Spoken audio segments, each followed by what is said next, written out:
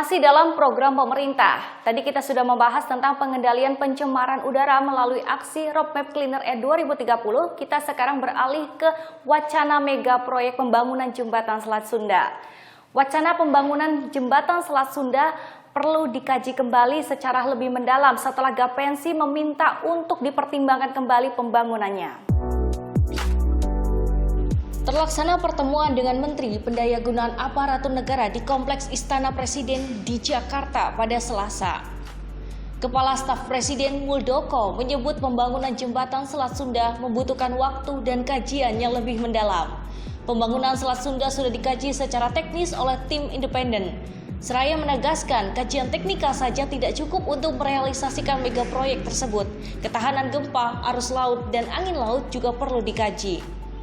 Wacana muncul setelah Gabungan Pelaksana Konstruksi Nasional Indonesia atau Gapensi meminta pemerintah mempertimbangkan kembali pembangunan jembatan Selat Sunda.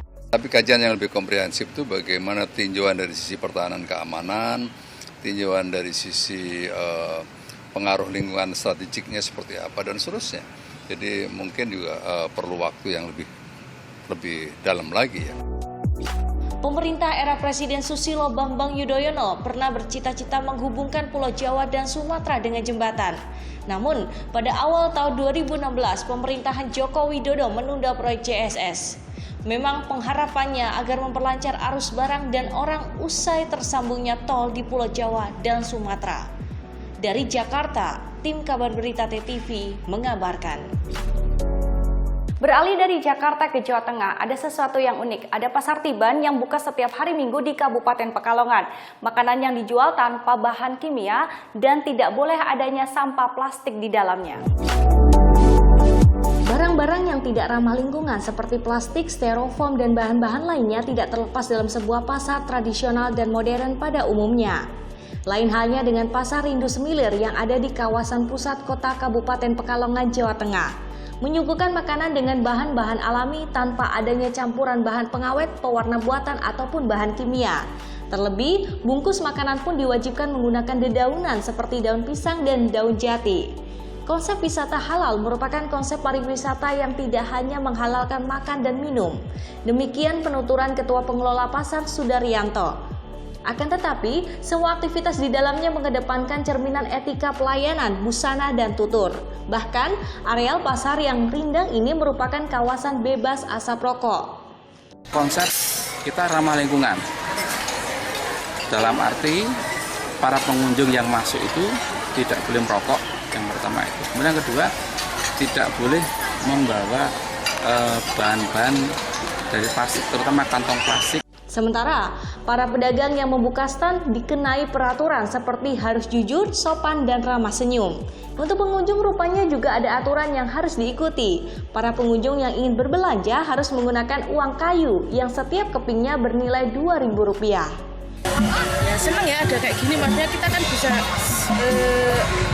lihat makanan yang tradisional yang dulu gitu. Pasar didirikan untuk membina masyarakat dan pelaku umum agar bebas selama sehari tanpa sampah plastik dan styrofoam. Sehingga masyarakat bisa memahami pentingnya menjaga kebersihan, ketertiban, dan kesehatan. Unik bukan aturan yang diterapkan dalam pasar, tapi unik untuk sesuatu hal yang bermanfaat nantinya. Dari Batang, Jawa Tengah, tim Kabar Berita TTV mengabarkan. Beralih dari Jawa Tengah ke Jawa Timur, volume usaha perbankan pada triwulan pertama meningkat 8,22% sehingga ini memberikan dampak positif bagi pertumbuhan ekonomi di Jawa Timur khususnya bagi UMKM.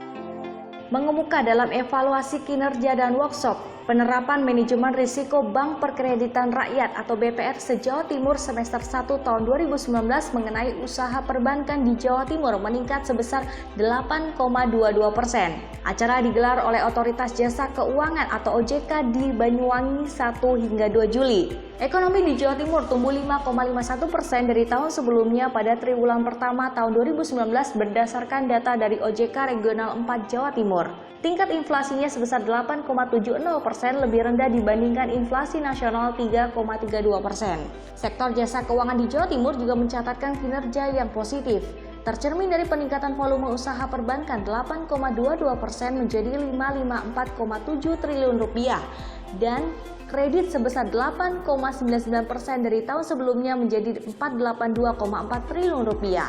Menunjukkan bahwa adanya peningkatan kepercayaan masyarakat terhadap perbankan, khususnya Bank Perkreditan Rakyat di Jawa Timur meningkat, sehingga berdampak positif terhadap pertumbuhan ekonomi di Jawa Timur, terutama pada sektor usaha mikro kecil menengah atau UMKM. Seiring dengan perkembangan industri BPR yang ditujukan oleh berkembangnya jumlah jaringan kantor serta kompleksitas produk dan aktivitas, OJK Regional 4 Jawa Timur mendorong BPR untuk mengimplementasikan manajemen risiko yang dapat disesuaikan dengan kelompok kegiatan usaha dan kompleksitas usahanya.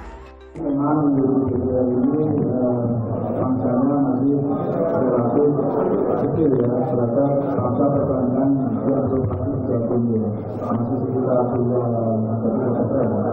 Tapi kalau kita lihat pertumbuhannya, kita cukup bangga bahwa BPR baik konvensional maupun syariah ini di Jawa Timur ini bertumbuh dengan baik dari sisi asetnya, penggunaan dana pihak ketiga. OJK juga mendorong pemanfaatan teknologi informasi agar Bank Perkreditan Rakyat dapat bersaing di tengah kompetisi yang ketat dan kompleks. Dari Banyuwangi, Jawa Timur, tim Kabar Berita TTV mengabarkan.